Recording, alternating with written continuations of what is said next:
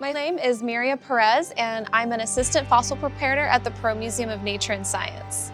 I get to be a puzzler, I get to be a detective, I get to work with anatomy and geology. It's kind of a hodgepodge of different fields, and I love moving on my feet. Sometimes we get to go out in the field, which is super exciting. We get to puzzle things back together, uncover fossils that have been, hidden from the world for 70 million years.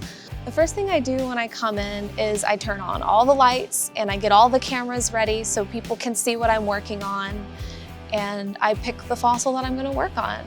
And sometimes in the lab we get a new jacket and we have to saw it open, so we get to use power tools, and that's always fun.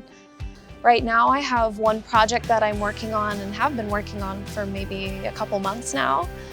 This encasing, which has a fossil inside of it, is from a 𝘗𝘢𝘤𝘪𝘯𝘰𝘴𝘢𝘶𝘄. And I'm separating those layers so we can puzzle it back together.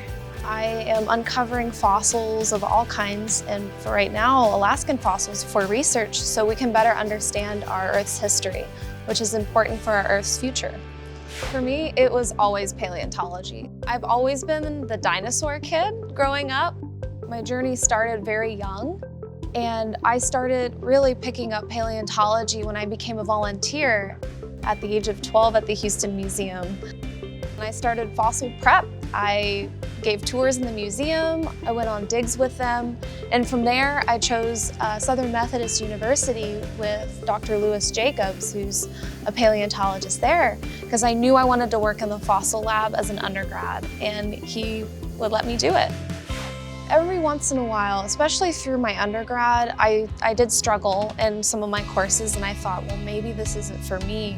Maybe I don't belong in here. But through my mentors and all my supportive family and friends, I was able to get past that and continue paleontology. Everyone has failures, especially scientists, because that's part of the scientific method, is you try again and you try to do better. We need to stop the stigma that the more things that you add to your plate, the better you are, which is not the case because you're stretching yourself so thin.